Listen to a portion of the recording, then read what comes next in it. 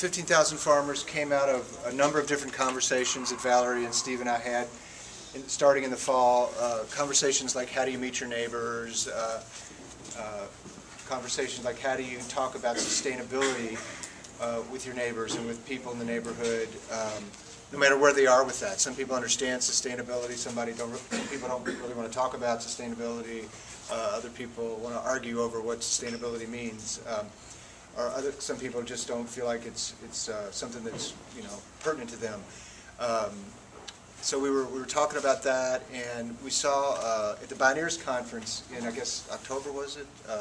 Michael Pollan, the food writer, talked, and one of the things he said was that we need 30 to 50 million more people in the United States growing their own food. And this does a couple of things. It reduces our dependence on foreign oil.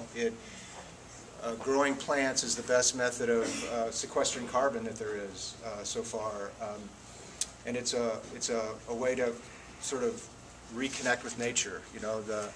Our grandparents and great-grandparents a lot of times farmed. It's in our DNA, but we just sort of forgot how to do it. So we thought, everybody likes to eat, everybody has to eat, so that could be a place where people could really connect. And our experience with farming was a difficult one. We had our first successful garden really last summer, and it can be intimidating. There's a lot of information. You can read a whole book on soil, and some people do. But it can be very intimidating for beginning gardeners. So we were wondering how could we make it very simple, have checklists, and that's when we discovered this square foot gardening model. Mel Bartholomew, who wrote the book Square Foot Gardening, has been working for 20 years on trying to make gardening in your backyard more efficient, easier, use less resources, and so it seemed like a perfect model to use, although you can use many different models. And then we met Tom Denning and his son Robert. Tom is a Square Foot Gardening teacher, and then they're building boxes, which is one of the ways you can get a box to grow food in. So that's how it began to come together. Valerie?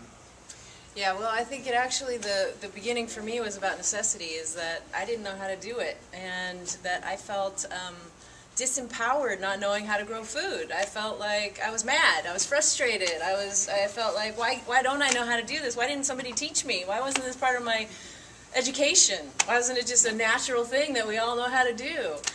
So this, for me, came out of frustration that if I'm being frustrated, there's probably a lot of other people that are frustrated too, not knowing how to just put a seed in the ground and let it happen. So for me, this is more about wanting to empower people to be able to grow their own food, and the byproducts are that we get to know what good, fresh, wholesome, organic food tastes like and feels like in our bodies, but we also get to connect with our neighbors. We get to really appreciate the farmers for what they're doing, because we go to the store, and I notice now, and I go and I see this massive kale or Swiss chard that came from California, and I think that was a lot of work. And I'm thinking, that's $2.49. That traveled 2,500 miles to get to me. $3.59. Whatever it is. Yeah. I'm from California.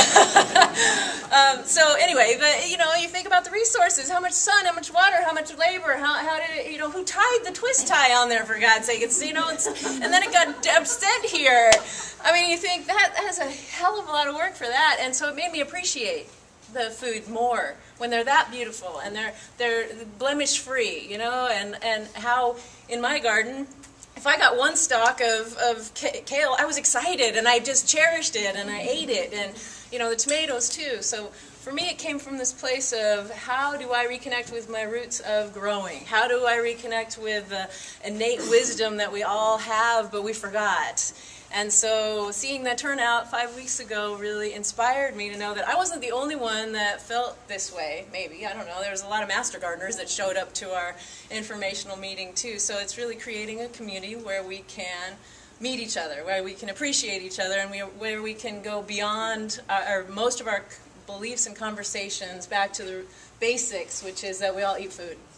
And one other piece that was important that I've mentioned in a couple of the workshops is there's many reasons to be disgruntled, jaded, cynical, depressed these days. There's bad news coming from everywhere, and what can you do as an individual? What can you do with your neighbors? to make a difference in the world, to help transform Louisville into a more sustainable community. What's a simple step you can take, you know, because that's what it takes is a simple step, you know. That's what we're looking for, I think, is a simple step. And so the simple step is you open your back door and you walk out to your garden and you talk to your tomato plant, you know, and that's the heart of it right there. And I thought, wow, it all sort of comes together in that one simple act, you know. So